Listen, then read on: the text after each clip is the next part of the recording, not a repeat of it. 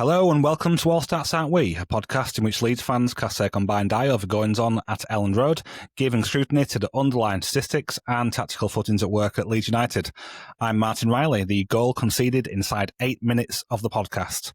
Someone better call an ambulance, this could get rough. And I'm joined today by the 3-1 half-time scoreline of the podcast. Call that ambulance, but it won't be for this man. It's Dan Holdsworth. Dan, how are you doing, mate? Do you know what? I'm really good, and I really like that meme. You know, with the old man with calling ambulance, but for you. I'm chuffed with that. Good work. Yeah, I'm good, mate. Good. Really pleased to be on the podcast. I've been a busy boy recently, so I've not been available as much as I should have. But yeah, it's good to be back. How about you? Yeah, it's good to have you back. I'm doing good. I'm glad to get back on the podcast with you. I've missed having you on, so it's good to have you back. I know you did the opposition interview for us recently, which was good. Yeah. But yeah, I've had a good day. I've managed to work half the day from home, so I'm a bit more prepared than I would be normally for a Monday night. And I've even managed to cook as well. I made homemade chili. I even threw some chorizo in with it just for a change, just to liven things up a bit, and it actually worked really nicely. So I'd highly recommend lobbing a bit of chorizo in with any chili that you make. How about you? What have you had for your tea? Well, this is outrageous for a Monday, but my wife was off work today, and we had some some pork left over. Well, some pork to cook, so she made a roast dinner for a Monday night. So I've had roast pork, crackling, roast potatoes, carrots, cabbage, gravy. You know, it was good as well.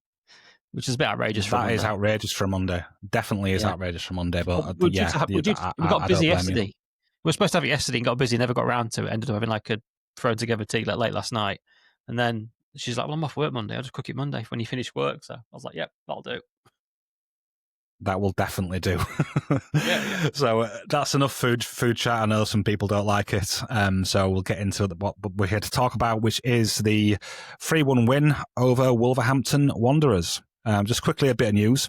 So the main bit of news really is Jayden Bogle coming off injured. During that, we haven't had an update as yet, but it could go either way. It could be one where it's pretty serious, or it could just be that it's a bit of a bad bruise and maybe he misses a game or two. But we'll get into that a bit more later, because I think there could be a bit of chat about that. So we'll just get straight into the game summary. But first, just want to remind everyone to like and subscribe on YouTube. We do put out all of our podcasts on there now, and it would be really helpful if anyone could like and subscribe and all that stuff. It'd be really good of you. But yes, the game summary. Leeds approached the game in a 4-3-3 shape, with the hosts opting for a 3-4-3. The game got off to a quick start, with Leeds threatening the host box inside the first 5 minutes, but it was Wolves who scored first when Krejci made an off-ball run into the box and was found finishing past Darlow to make the score 1-0 on 8 minutes. Leeds weren't shaken and following the goal, and for much of the first half had most of the ball, crafting the better of the chances throughout. This dominance eventually bore fruit when DCL got on the end of a deflected cross from Jayden Bogle to head past Jose Sarr into the top corner, making the score 1-1 in the 31st minute. Leeds continued to apply pressure, and with their next shot from a free kick, they scored, with Anton Sak smashing the ball past Jose Sarr into the top corner, making the score 2-1 on the 39th minute. But Leeds weren't done yet. After seeing off some chances from Wolves, Anton Sak intercepted an Agbadou ball, played Noah Okafor through, and the Swiss international calmly slotted the ball into the far corner on his weaker foot, making the score 3-1 going into the second half. For the majority of the second half, Leeds did struggle to get possession of the ball, with Wolves being the team most likely to score and having most of the ball as well. However, despite their dominance in terms of possession and in chances created, Leeds were able to see out the game with no further goals being scored, bringing a massive 3 points back to LS11. Just to go over the stats of note for the game, the game finished 56% possession to Wolves, up to Leeds' 44. XG of 1.78 for Wolves, for us 0.48. 16 goals for Wolves, 16 shots for Wolves, not goals, and 6 shots for us. Okay, so let's get straight into this one. We scored a lot of goals. Does this mean that our chance creation worries are all gone and we can not worry about that for a while? No, but it sure helps to feel better about it, watching 3 goals, doesn't it? But no, I mean, it's not like we created a ton of like wonderful chances where we're getting shots off in great positions, but I felt like beyond the 3 wonderful goals, which are all kind of lowish XG chances, maybe the Okafor one was a reasonably decent one. I think there was a lot of good play that didn't lead to a shot on top of that as well. Like, balls flashing across the goal, some fairly good play, and just not quite getting a shot away. So kind of green shoots. So it felt like a performance that showed a bit more attacking intent that we've seen than recent games. I thought with 3 players forward. I think there were some moves that with a bit more understanding, maybe Calvert-Lewin making a different run, Harrington making a backstick run, these kind of things for balls across the box. We might get more shots and shots away and generate more big chances rather than the ones we had to take. So I don't think it completely fixed our issues. I don't think it's completely convinced me we're going to open teams up. And, we've got 2 tough home games coming up now. So the conversation might be back around again. But it felt like there was enough of something there just to, give you some hope that, maybe we'll turn it around in that respect. Yeah, I do agree with a lot of what you said there. There was definitely positive signs in this one where that we were creating some chances which felt quite sustainable. There was a lot of Okafor getting in on the left side and managed to get nearly into the box or to the byline to get balls across. And I feel that that's really positive for this early stage in the season when the team is still gelling. But do you think that we're only looking at it this way because of how clinical we were in this one? This isn't on the run order. It's just really came to me then that was there anything really different in this compared to say the Fulham game? Could in the Fulham game we also managed to get into good positions and didn't always get the right pass off.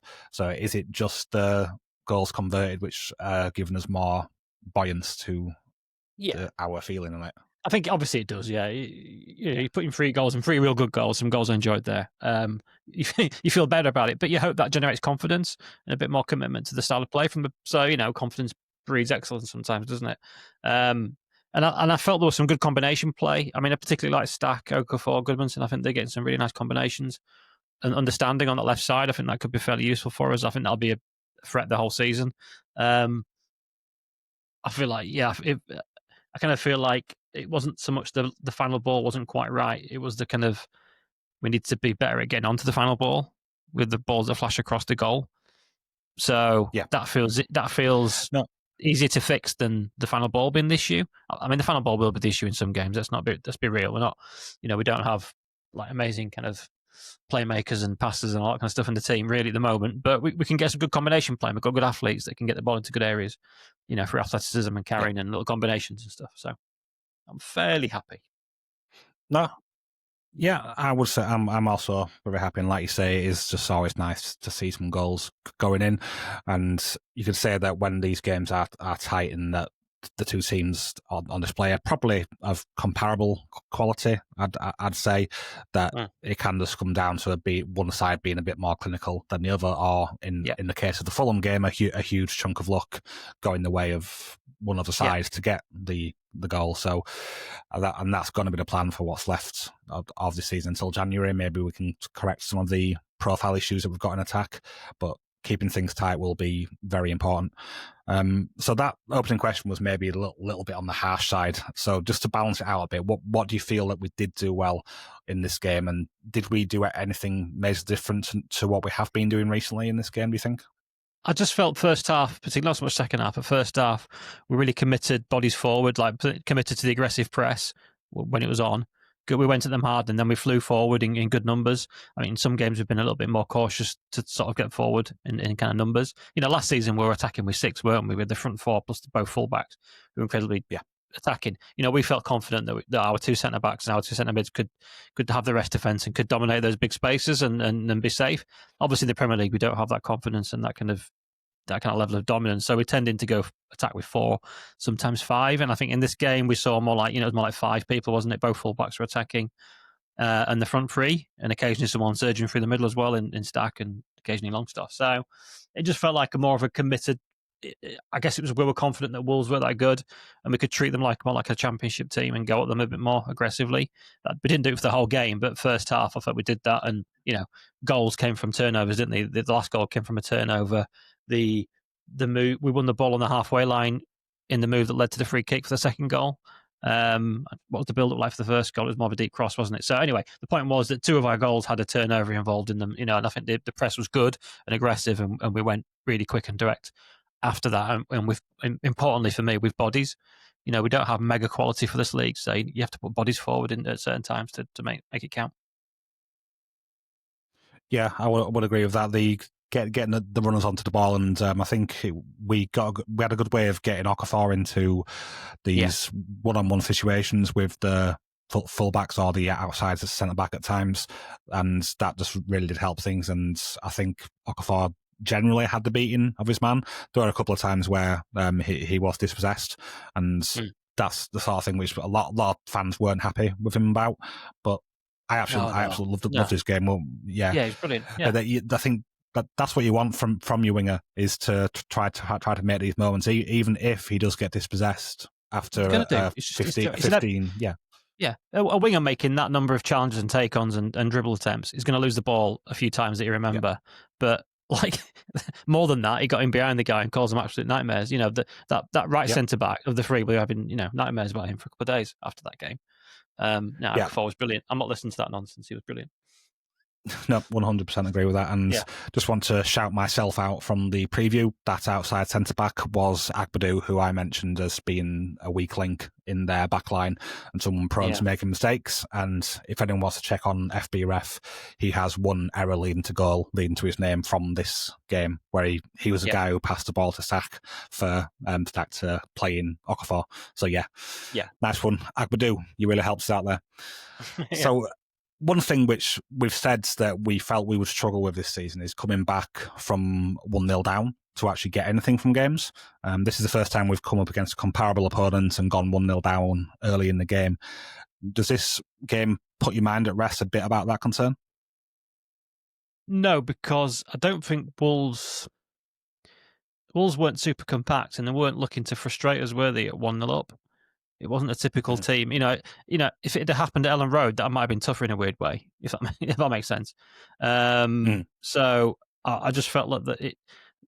They had a couple more attacks after they went 1-up, didn't they? Obviously the tails were up, and then we turned it after 2-3 minutes, and then they became quite passive, but they weren't compact. So in a weird way, I don't know how they did that.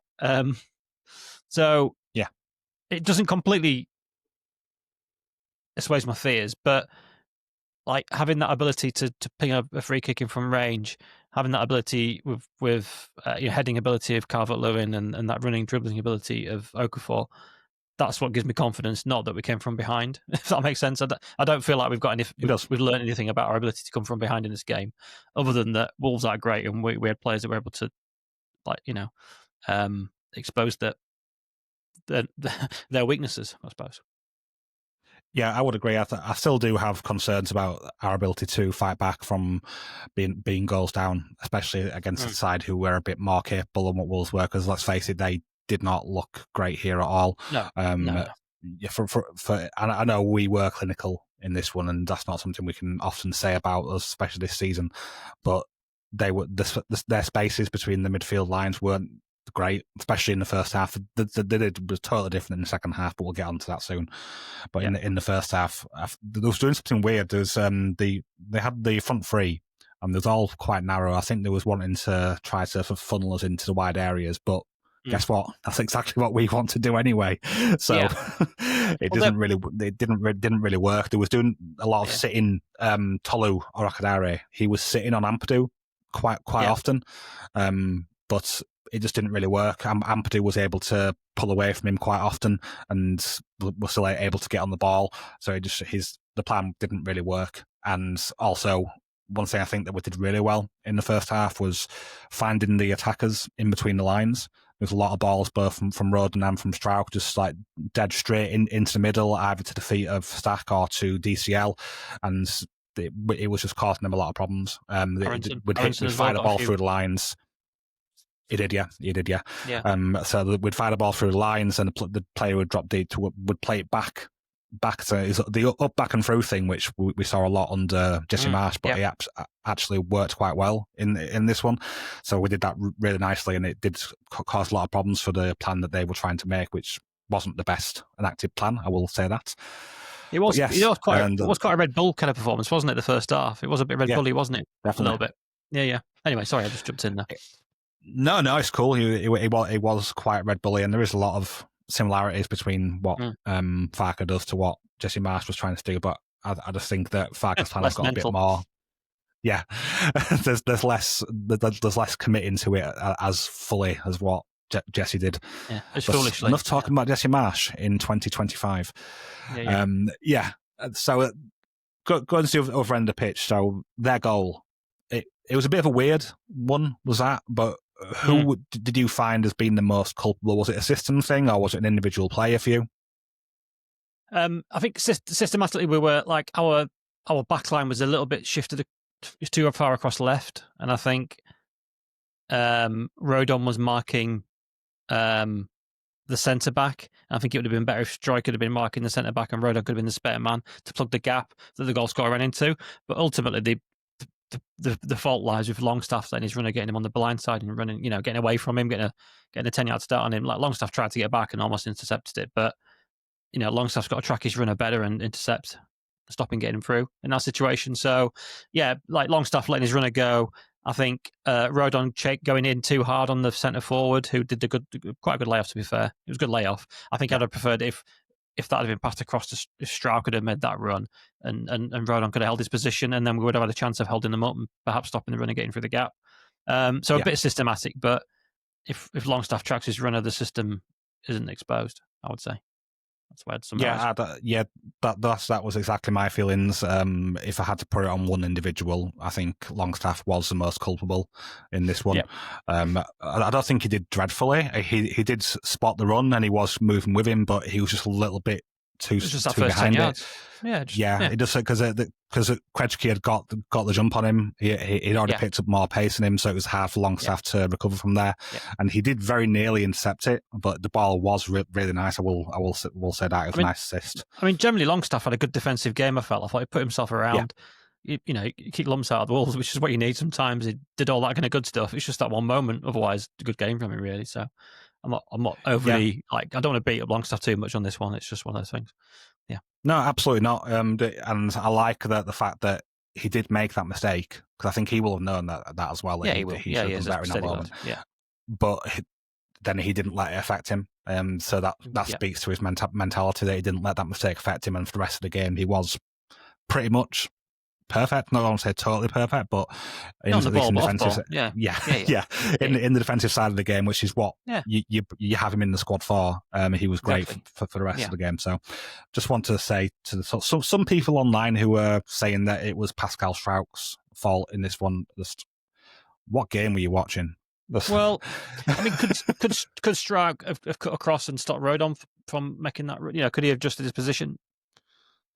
Yeah, I think if there'd been a little bit less shifted across to the left and a little bit better spaced out, he might have naturally gone onto the centre forward to the interception. But I'm not feeling like blaming Pascal for that, really.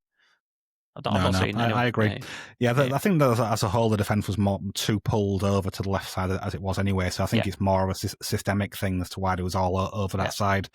But just want to shout out Whale Ruddy on Twitter for his tweet on that. Is very good if anyone wants to have a look at that. I won't read it out, but to watch it, so look at it is good.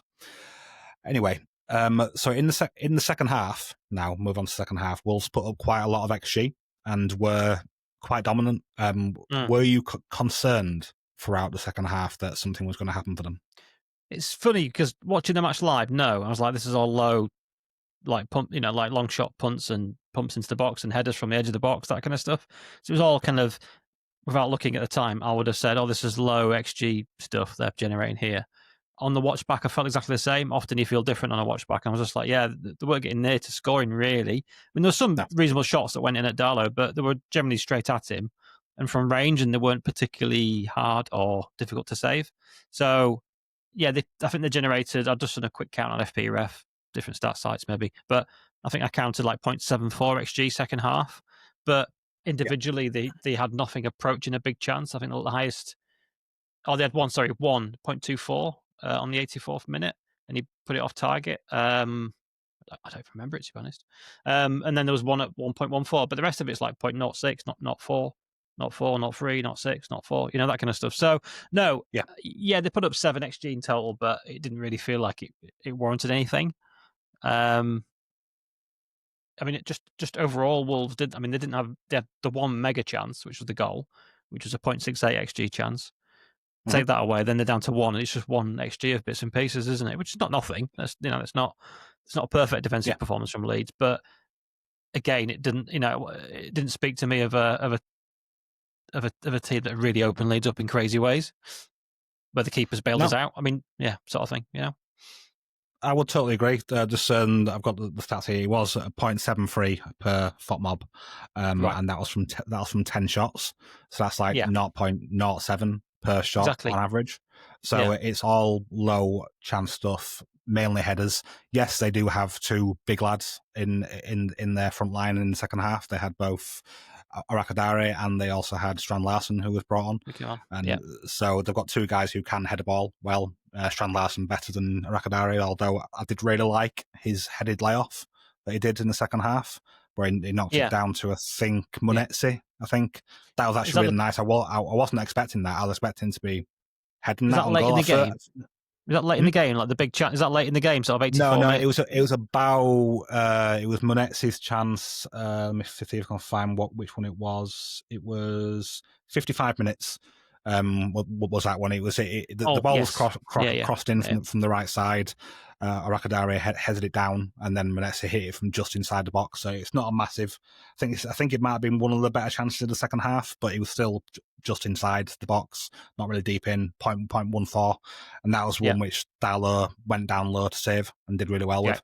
yeah, That yeah, that was probably the only chance which I thought was really really nice, and that they could have scored from if it would have been a better finish. But yeah, yeah, overall in the second half, I think we did a really good job of limiting them to yeah. low XG chances. To say they had the ball for really large spells of the game, I Mm, think it's good for that we were able to limit them to not having any big chances at all. Like you say, the biggest chance was their goal, and it was so big in comparison to all the rest of the chances which they had. yeah, And yeah, yes, we were more clinical, but sometimes that happens in football, like it is quite frequently. And this time we were on the better end of it, and I'm sure yeah. that won't be the case in the future. No, So we'll have to see how things go, and if we can keep improving our attack, I think that bodes well for us that we can keep sides like Wolves away from home, to not creating anything really big. So I'm happy with that. And just one thing that's been said is that in the second half we were a bit negative, and that we allowed them to have the ball, and that some people weren't happy with the way we went about the second half. Do you think that we could have been more positive with the ball in the second half and not allowed them onto us so much? yeah. I think what changed was like first half we definitely pressed with quite an aggressive 4-3-3. So the like Aronson and Okafor were kind of up on their outside centre backs. It was almost like Yeah. our front three were pressing their back three. It's quite aggressive. And we were like trusting our fullbacks to cover their wing backs and really press up, and it worked. I think second half it was more like the 4-1-4-1 we've seen. The wingers drop back alongside the eights. Mm-hmm. Yeah. Or it was almost like a 4-5-1 or occasionally a 4-1-4-1. Ampadu drop in between sometimes. So, but anyway, definitely a drop off with the occasional jump up to press. So yeah, there was definitely a pressing change, and then I think that just led to us winning the ball back less. When we did win the ball back, it was deep in our area, and we found it hard to kind of maintain possession. And there's a little bit of pumping it long and losing it, and it coming back again. So yeah, you could argue that maybe it would have been better if we'd continued to press, or maybe just pressed a bit more often. Maybe not the whole half, but just had some spells where we just like looked to relieve pressure and like got on them a bit more and got up the pitch. But it kind of worked, didn't it? Like I've said before, that I never felt threatened. I definitely didn't feel threatened watching live. Mm-hmm. And watching back, I can understand why I felt that way. Like the live watch Yeah. isn't it's the emotional, not the sensible watch, if that makes sense. But I feel like Mm-hmm. the sensible watch back, like backed up what I felt live emotionally, that it wasn't crazily threatening. They could have put in three low XG chances like we did, and we lose that 4-3. Of course, that can happen, but it just didn't feel like it. And I think the ends justify the means. I think in this case, just about. But I hope that it's not the only thing we do this season when we have a decent lead. I hope there are some situations where we do maybe go out and look to be more aggressive with teams. Don't always look to sit off. Maybe choose a situation to do that a bit more often, because if you sit off Premier League teams, better ones than Wolves, they will pick you off eventually. So I hope it's not a blueprint for the whole season, but I'm fairly happy with the way it went this game. Yeah, I would agree. I think there could have been some moments where we could have maybe been a bit more ambitious in what we did, but Yeah, I think so. I think that would have naturally left spaces, which True. probably would have made us more likely to concede. And I think conceding even one goal in that game state was going to probably spell the end for us getting 3 points. I wouldn't have backed us to be able to stop them from scoring again if they did score early in the second half. If the crowd get up and all that kind of stuff. Yeah. Exactly. Yeah. So it's a fine balance. And I know I've banged on about this on the article that I've put out recently. If any of our patrons haven't read that yet, this is what I'm talking about. Just the risk and reward of what being more ambitious sometimes, not just in the attack, which is what I mentioned in the article, but also in the defensive side of the game and being more aggressive in the press. It will naturally lead to spaces opening and the opponent possibly scoring. And I think with this one being away from home, I think it's quite acceptable to do what we did in the second half. We did actually have a question on whether we did intentionally sit back from Will in the Discord, and I think we've pretty much answered that now without actually saying what I think so. his question. So just so you know, Will, I hope that I think I did answer your question, but I do think that was what we did. We did sit back more in second half, like you mentioned, Dan. It was more of a 4-5-5-1 or 4-1-4-1 than a 4-3-3 press like it was in the first half. Much less aggressive, and we weren't able to get up the field in the same way as the first half. I think they cottoned on to us going long to DCL, and they just made sure to get more of a jump on him and made sure to win the second balls when DCL was able to win the ball. So that they just had more bodies in the areas where those second balls were going to, and since we weren't pushed up further up the pitch, we weren't able to get on the end of those second balls. So that led to us not being able to get really a foothold in the second half. There was one moment crafted, I think Aronson, I think you're going to mention that in the second half of the pod, where we got a shot and it was, I think, this is a different one. A Longstaff shot was the only shot we had in the second half. So yeah, we could have been more aggressive, but who knows how that would have went if we had done so. Okay, moving on to something a bit more wider now. So with 5 games gone, those 5 games which we had, Opta had our start as the 4th hardest run of opening games. Potentially a little bit on the harsh side. I think maybe it wasn't quite 4th hardest, especially with the way the opening games have gone for some of the sides that we've played. But how do you feel after having 5 games gone, and how do you think we should feel personally? Yeah, I think the Opta thing is you probably need to look into this based on last season's finishing position. Now Wolves are worse than last year. Finishing position. Newcastle probably worse at the moment, although they'll probably finish up roughly where they were last year again, I think. But just to answer your question, I feel like what we faced is we faced a top team in Arsenal and had our backsides handed to us. We faced a bad team in Wolves and put them away. We've faced and 3 kind of mid-table to good teams like Newcastle, Everton and Fulham, and we've competed really well in all of those games. The only game we haven't competed in was Arsenal when we just got whooped. So I kind of feel like it confirms that we're going to be able to compete this season and in games and we'll be in games. And it kind of gives me confidence that we do have a good fighting chance of surviving. If we continue to pick up points against this kind of spread of teams at this rate, we'll finish on 40-something points, which will be enough, I think. We're on 7 points off 5 games, so that puts us on, I don't know, rough maths in my head, 43 points, 44 points, something like that. I feel that would be enough to survive if we did get that. It'll be easy enough to survive. That would put us, I don't know, 14 for something. I don't know. I'd have to look at a previous table to work it out, but I think we'd survive reasonably comfortably with that. Now, I feel like some of our players are adapted to Premier League and getting to know each other. We had, against Wolves, we had a team of 11 with 5 new players. Normally that would be 6 if Perry was playing, so that's over half your team are new. So obviously that understanding isn't quite there yet. That's the same for a lot of other teams as well. So, but I feel like these combinations like Stack and Okafor and Goodmanson on the left is a new thing. It's starting to look quite good. I think I think the right side of the attack needs to improve a bit. I think Dominic Calvert-Lewin is looking good, and we're understanding when to hit him long and when to get around him and when to play him in behind, that kind of stuff. So I feel like we're getting a little bit better in terms of the attacking stuff that we've kind of worried a little bit about. I'm not saying which it's there yet, but it just feels like we've had a good spread of games. We know we can compete with mid-table and lower Premier League teams, which is all we need to do. And we've picked some points up, and we're going to get better probably. So I'm fairly happy without being wildly optimistic, if that makes sense.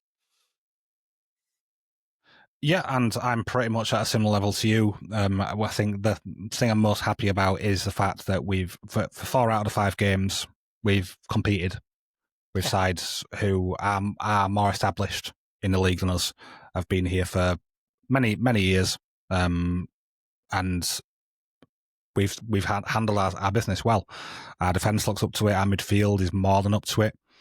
I think defence and midfield is mid-table. I think we've got a midfield and a central midfield that is 10th, 11th, 12th in the Premier League. I would say. I'd agree. Yeah, definitely. And if you look at the XG that we're conceding, obviously this one we did concede more than what we have done in other games. But I think a lot of that is game state as well. You've got to the fact that Wolves have been as aggressive in this game. Yeah. If the game had gone in at 1-1 at half time, say, I don't think there would have been. No. And then it could have been a different second half. But we didn't need to commit as many bodies forward in the second half because we had that two goal cushion. Why do we need to risk things and commit too many bodies forward when the game state is like that is? But in all the other games, we've kept things, besides Arsenal, of course, but that's Arsenal. But yeah, we've managed to keep other teams well at arm's length, and we haven't been letting in big chances all the time. And yeah, it's not been the prettiest football at times, but it has been effective, and I think that bodes well for the rest of the season. I'm not saying that we're surefire to survive because it's 5 games in and a lot can change, but it's definitely a very good start in my opinion. Sorry to interrupt, just a quick one. If you're enjoying the video, be sure to like and subscribe to help us keep the content coming. And if you want even more, you can support us over on patreon.com/ASAW Patreon. You'll get bonus podcasts, exclusive articles, and access to our Discord community, all while helping us make more of the content you love.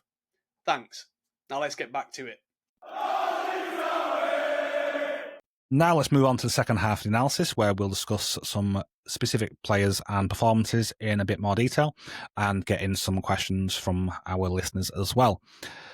So Rish asked, do you think Farke will ever forego the control and risk-averse approach against certain teams? Maybe if we pull ahead of the relegation spots. What do you think, Dan? Well, I think there was, to some extent, we saw that in the first half in this game. So I think it's more about he feels he can do it against teams of our level. So, it'd be interesting to see how we take on Burnley and Sunderland and how we take on, like, Brentford. These sort of teams, and who else is down there? At the moment, Villa and West Ham. But we'll see. That might change with coach changes. But so I think it's probably like he probably is taking a horses for courses approach, which is nice. It's something we've asked him to do. But it's more a horses for courses approach, not necessarily in a big tactical switch. It's more in terms of like there's like a dial, isn't there? There's like it's like Spinal Tap. There's like 11 when we're playing a rubbish team at home.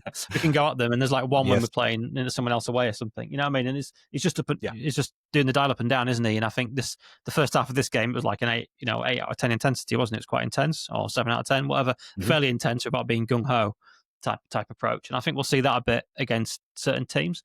What will be really interesting, and this is preview chat, is what we do against the likes of Bournemouth and like Tottenham. The 2 next games coming up at home. If how aggressive we go in those games, because they're games we feel like give the opposition the ball and frustrate them, and we'll do that. And Farke's shown he wants to do that, but he didn't do that against Arsenal for reasons I still don't understand. No. So no one does. Generally speaking, he's been controlled, it's been risk averse, and it's kind of worked. It's got 7 points. Okay, and slightly unluckily not to get a point at Fulham as well. He does occasionally have these weird brain farts, like Arsenal. There'll be some games this season where it just doesn't get it right. But no, I don't broadly speaking, I think this is the approach, and this is how the game against Wolves is, and the game against Fulham, and the game against Everton, the first game, is how the season's going to look for us. Yep, I do definitely think away from home that will 100% be the case. I don't know what went through his mind away at Arsenal, why you felt that was the game to try to be playing out from the back and play Joel Peru against those two monsters of centre backs.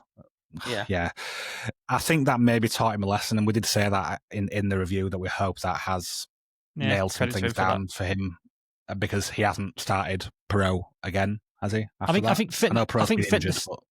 I think fitness is a fact. Obviously, Calvert-Lewin wasn't ready, and he's now starting every game. Now he's fit and looking good for it.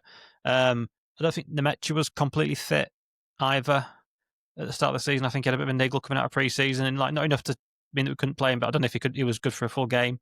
And then I think when did he start? Did he start in the game after the Arsenal game? Newcastle, I think he did. Yeah, he did. Anyway, the point is he's been more involved anyway, like he should be. So I just think it's probably fitness as a factor in that decision, but still, it was mental. Sorry, I've just cut across you there. So I think Farke is learning his lessons. Yeah, I'd agree with that. I do think that largely this will be the approach for the season. Will be a risk-averse approach. Like, we won't take any risks that we don't need to take, because if you do take those sort of risks in this Premier League, you will get exposed quite quickly. And I think that's one of the reasons why Ange did so badly last season at Spurs. I am a fan of... Hang on. What do you call him? Ange? Ange. It's Ange. Ange. It's just Ange. Ange, whatever. Whatever he's called. Postecoglou. I think that's one of the reasons why he did so badly last season, was because his football is very high risk, high reward. And it is, yeah. And I know he had problems with injuries, but it was massively exposed last season, and they let in a lot of goals. So part of me thinks that is one of the reasons that these high-risk styles aren't working. And if you just look at the Man City against Arsenal game most recently, just how Man City handled that game after they went ahead, the possession stats, and they were just not going for it at all. They were, as has been said before, there was haram balling it at terrorist ball. It's one of those things that most clubs can do it. I think Pep's been possessed by the ghost of Tony Pulis, hasn't he, this season? That something's changed there. Quite potentially, yeah. Yeah, it's not something that you often see from Pep, isn't that approach to that game? But so if Pep can do it, why can't Daniel Farke? That's right. But just to mix into the next question is from Gio Wade in Discord, who asked, please point out to me 3 specific things that Brendan Aronson did that had a positive influence on this game, and he is struggling here. I'm just going to start by just reading out a few stats of Brendan's from this game. So he had his best game in terms of a lot of different metrics. So in all of these stats I'm about to list, he had the best that he's had so far this season. Passes overall, 25 out of 29 completed. It's most he's completed in the game so far this season.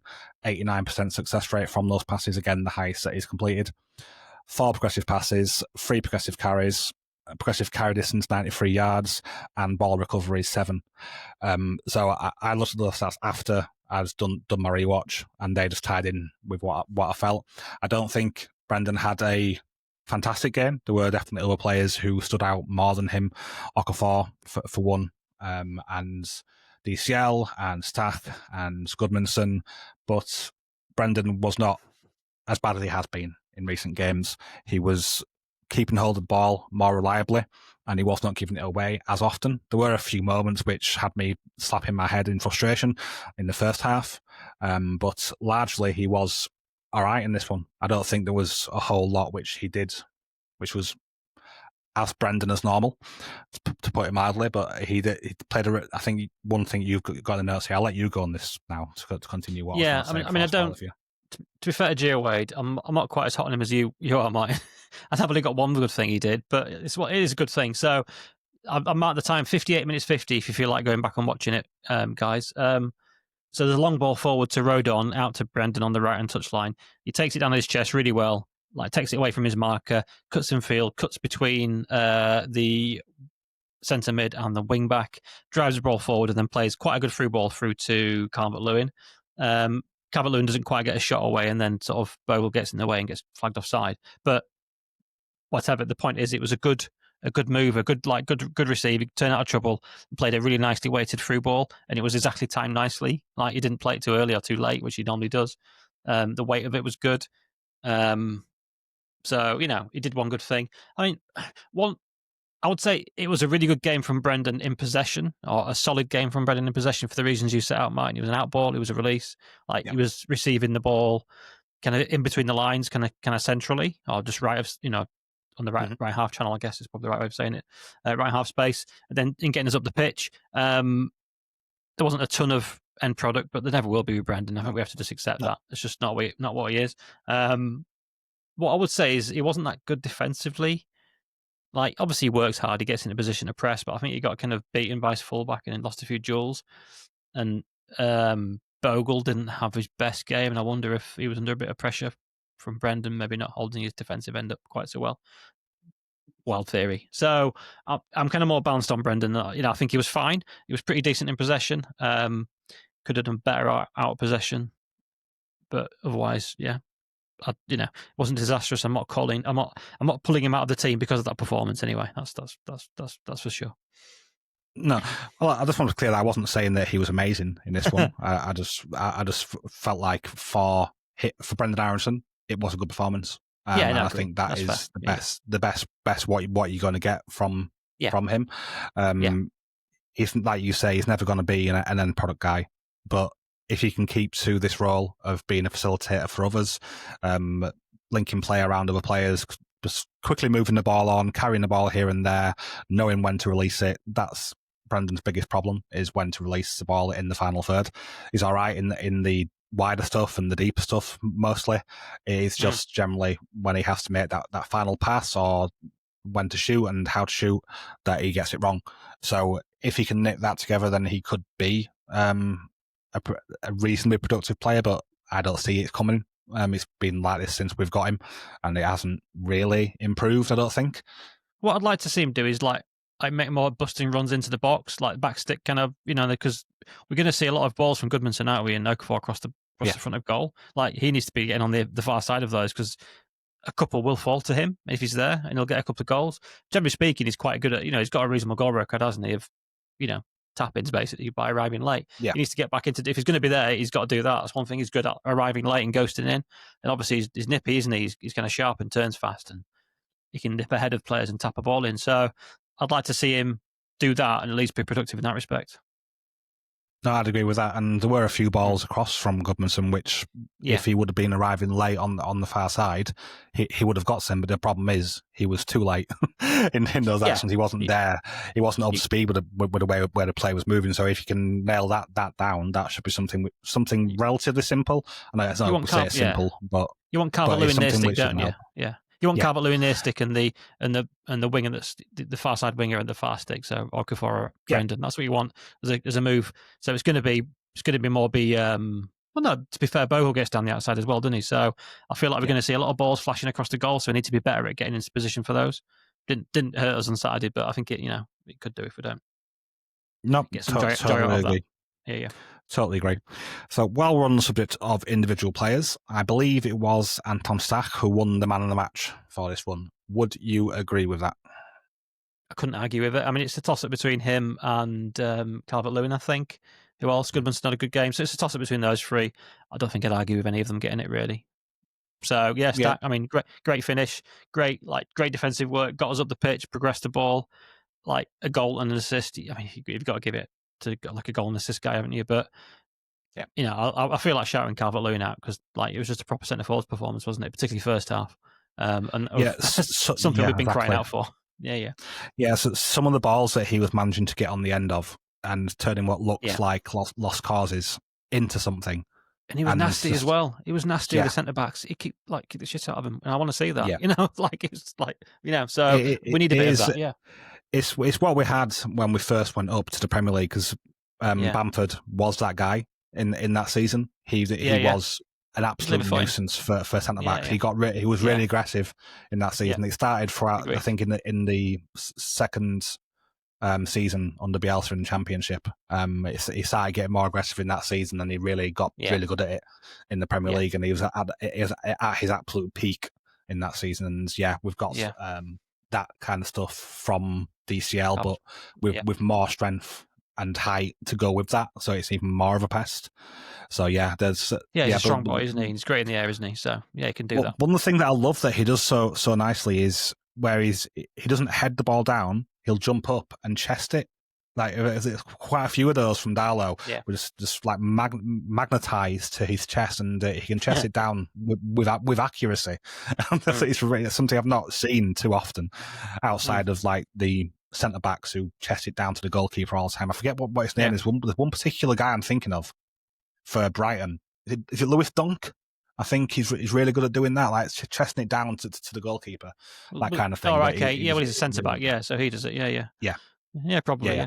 So I thought that sort of thing just really accurate with the way he was chesting the ball down, which is a really weird thing to pick up on. But we're weird guys on this podcast, so we do pick up on weird things.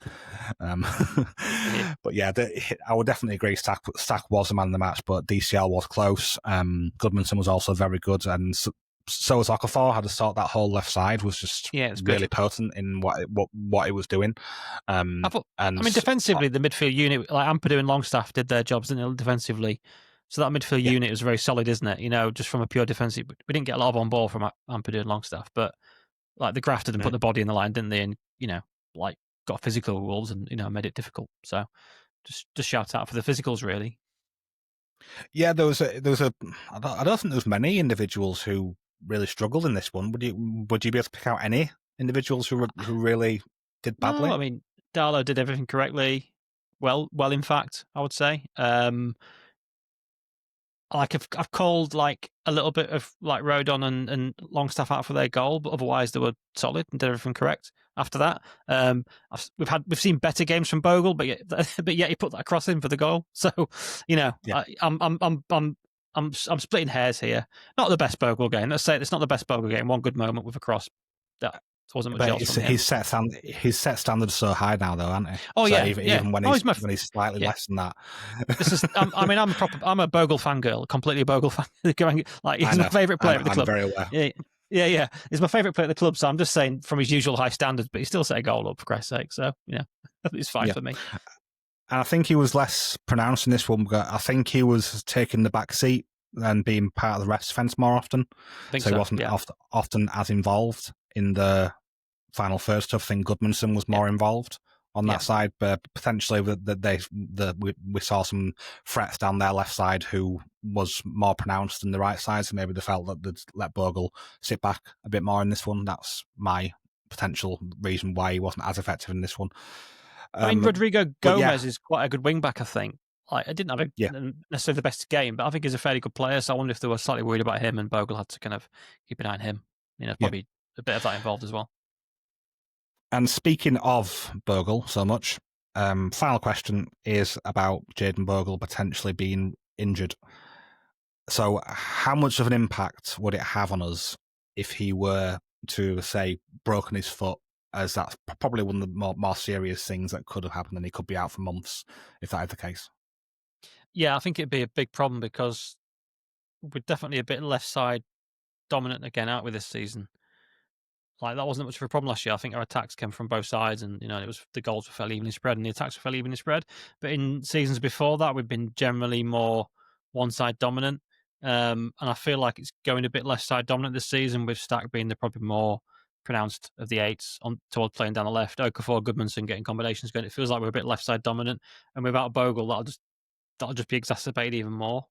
I think partly that is because I don't think we've had any great performances from our right wingers yet. I don't think our right wingers have really clicked. Like James started the season perhaps injured. Nonte never really got a shout out there, and I like getting Nonte out there when he's fit. Aronson's done fine since he's come in, but not he's not particularly that good, is he? Really? So I'm hoping we get Nonte out there soon. So, but back to the original question, it's a problem because Bogle gives us loads of creativity, loads of control. And yeah, it's just one of our funniest players, isn't he? And I don't know if we get that from Justin. I think Justin will be solid. He'll be as good as Bogle defensively. I think he'll be tidy. He'll build the ball up fine. I'm not saying Justin's a bad player and he's a good player to have in this situation, considering. But I just feel like I just worry a little bit about our overall right hand side attack. And without Bogle, I think it's going to be really weak. So I think we're going to be a bit one sided, and that worries me. I think Premier League teams will know that, and they'll pack their defence accordingly. Yeah, it's definitely a concern for me. When I saw him down, I was thinking, please don't get subbed off, please don't get subbed off. And then when he was hobbling off and having to be held up to get off the pitch, it's terrified me, if I'm totally honest. I think he's definitely one of our top 4 players, maybe even top 2. I think Stack is probably our best player. Then I'd probably screw it. I'm putting Bogle as our second best player, and he's been so essential to a lot of stuff which we've done well so far this season, not just going forward. He's also so good at getting back and recovering, and he's shown that quite a few times, and it's been really solid and better than what I think a lot of people were expecting of him, because most people were saying that, he'll get exposed at Premier League level defensively, and he's a good defender. He's a good defender. Outside of the Arsenal game, he's been good. He's been fine. And and Arsenal got really good squad. He's a mid-table Premier League player. That's what he is. He's a mid-table Premier League player. Yeah. He's absolutely a very good player for this league, and we will 100% miss him. So I really, really am hoping that it is just a bad bruise which has swollen up a lot, or maybe it's like a scratch on the bone or something like that, and it's nothing too serious. I'm just hoping a sprain, and it's just swollen up nastily, and like a week or so out, and it's the sprain to go down, and it'd be all right again. Fingers crossed, really that hopeful. Is all it is, because I'm with you on the James Justin thing. I don't think he would be an eyesore as a replacement, but we would definitely miss Bogle because he is so good. So we would 100% miss him. You would hope to get Nonto about wouldn't all you? We've got time for. I would say you'd hope to get Nonto out there, so we have some kind of creativity, so Justin can be more cautious and let Nonto cook, basically. Then we'd have to counter it that way, wouldn't we? And hopefully get some joy that way. But I don't. Or maybe even Tanaka back in the squad. That should liven up the right side as well. Yeah, just you're dropping Longstaff, you're losing physicality, but for home games perhaps, where we have a lot more ball, maybe, and a bit more tempo setting and stuff. That's probably a shout. Yeah. Anyway. Yeah, that's one of the things I was thinking of, to try to inject a bit back into that side. But it is very difficult to remove any of the midfielders from this side at the moment because of how good all 3 of them are being in different aspects. But it will definitely be a problem for us if he is out for a long time. But that's about all we've got time for today. Just a quick reminder, the website for our Patreon is patreon.com/ASAW Patreon. We do donate to the Leeds Food Bank for all the income we get from our Patreon. Around 10% of everyone's and all of Dan's goes to the food bank. So thank you, Dan, for your contribution there in particular. So, and finally, don't forget to like and subscribe on YouTube. It really, really helps us out. So we'll be back very soon with a preview of Andoni Iraola's Bournemouth, who we face on Saturday at Ellen Road. We won't spoil our guest view. All we'll say is that he's one of the most knowledgeable people we know on Iraola and Bournemouth. Now, and all that's left for me to say is, well, now you've just given it totally away. So all that's left for me to say is thank you very much to Dan. You're welcome. Cheers, Martin. And thank you to dear listeners. Hope you enjoy the rest of your week and ride us high into the rest of it and have a great week. Bye. Bye.